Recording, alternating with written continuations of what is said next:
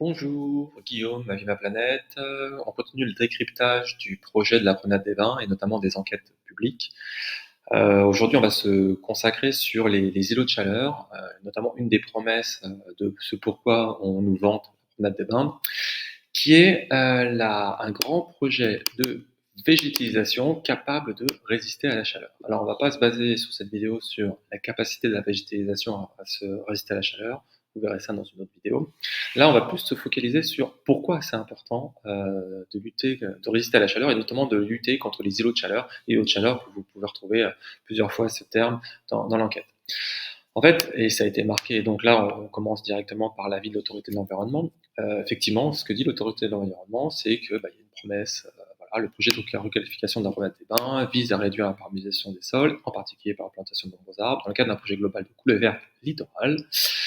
Et ça permettra notamment une réduction des îlots de chaleur et donc une prise en compte des effets du changement climatique. Alors, ce qu'il faut bien comprendre, c'est que ce que dit la MRA, c'est qu'en fait, dans le projet tel qu'elle a été dessinée, il n'y a pas vraiment, voilà, il demande un peu plus de justification sur cette réduction contre la lutte contre les îlots de chaleur. Donc, ce que répond la MOA, donc la Stérile Côte d'Azur, ce qui porte le projet, c'est qu'ils vont planter 1000 arbres, ils vont faire des relais verts, etc.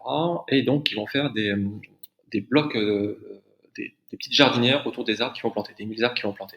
Alors, ça ressemble à quoi? Si vous descendez un peu, voilà, typiquement, il y aura, là, c'est la plage, donc, le long de la plage, vous voyez, donc à la place, ils vont mettre des arbres et avec, à l'intérieur, donc, l'aspect drainant.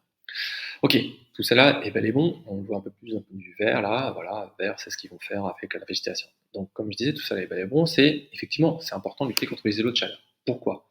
En fait, les îlots de chaleur, c'est ce que constate, donc là c'est le site de la République française sur le CRMA, qui étudie le climat et les territoires de demain. Et donc comme vous pouvez le voir, en fait le principe c'est que en centre-ville, la température augmente entre 2 à 6 degrés, parce qu'en centre-ville, il y a plus de bâtiments, il y a plus d'immeubles, et il y a moins de végétation. Donc effectivement, le soleil et la chaleur s'accumulent toute la journée, et la nuit, ça restitue cette chaleur, ce qui fait qu'on a des phénomènes de canicule. Ici, vous avez un exemple très concret, c'est sur Nice, ils ont fait une cartographie. Ce que vous pouvez constater, donc là, il y a le port de mer, il y a la promenade des Anglais, là, il y a le vieux Nice, et puis vous constatez qu'en fait, là où c'est très très rouge, très très chaud, c'est plutôt à l'intérieur de la ville. Ce qui est logique. En fait, les îlots de chaleur, c'est là où il y a des maisons, c'est là où il y a des immeubles, c'est là où il n'y a pas d'arbres, et donc c'est là où il fait chaud. Donc, la problématique, c'est que la chaleur en ville, ça tue. Donc là, il y a une étude de Santé publique France, effectivement, qui a fait en fonction de 2014 à 2019 et qui a démontré, par exemple, qu'il y a eu près de 5700 décès en France métropolitaine dus à cette chaleur. Et c'est principalement les personnes âgées qui sont sensibles à ça, mais tout le monde, hein, je veux dire, les enfants, etc. Il y a eu, par exemple, 1500 coups de chaud et 5200 passages aux urgences pour les enfants. Donc c'est vraiment quelque chose sur lequel il faut lutter. Tout le monde est bien conscient. Et donc pour ça, qu'est-ce qu'il faut faire? Il faut planter des arbres. Donc pour planter des arbres, parce qu'il y a deux principes, un, l'ombrage, et deux, surtout l'évapotranspiration. La problématique, c'est qu'on est encore une fois, ce que dit la promenade des bains, c'est qu'ils vont résister à la chaleur. Sauf que les arbres, ils vont les planter où? Au bord de mer. C'est-à-dire pas là où on dort, pas là où on vit, au bord de mer.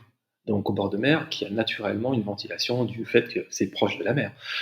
Et à contrario, en fait, à l'intérieur, donc à Fréjus plage ou dans le centre de Fréjus, on enlève les arbres, on coupe de plus en plus nos arbres, et puis on bétonne, et puis on détruit les maisons pour construire des immeubles. Il y a un exemple qui est assez concret, c'est à côté, donc là, c'est du côté donc de Fréjus plage. Voilà, c'est une photo qui date de mars 2023. Là maintenant, si vous y allez, vous verrez qu'il y a des immeubles construits un peu comme derrière. Et si on se projette il y a quelques années, voilà à quoi ça ressemblait il y a quelques années. Ça ressemblait à ça. Donc vous voyez, végétalisation, une petite maison, des arbres, etc. Et donc on voit bien que là, c'était un îlot de fraîcheur. Maintenant, ce qui se passe, c'est que là, ça devient un îlot de chaleur. Donc nous, ce qu'on dit, et vous pouvez retrouver nos vidéos sur notre chaîne YouTube, c'est que en fait, c'est une fausse promesse de dire qu'on lutte contre les îlots de chaleur avec la promenade des bains. Parce que en fait, ce qu'il faut faire, et quitte à dépenser de l'argent, c'est revégétaliser, renaturer les centres-villes, l'intérieur de ville, Fréjus-Plage, le centre de Saint-Raphaël, etc. Et surtout stopper la destruction des maisons et de leurs jardins pour construire des immeubles qui vont absorber la chaleur, qui donc la nuit vont restituer cette chaleur, ce qui fait que les gens qui vivent aux alentours et les gens qui vivent dans ces immeubles, on va avoir ces phénomènes de îlots de chaleur. Voilà, donc c'est encore une fois une promesse qui ne résiste pas à l'étude et donc c'est pour ce Colpra que nous on estime que c'est un projet qui est responsable. Une autre vidéo bientôt, on va continuer notre suite de notre décryptage, restez à l'écoute sur ces différents décryptages. Merci et si vous avez des questions, contact@manumalplanète.org.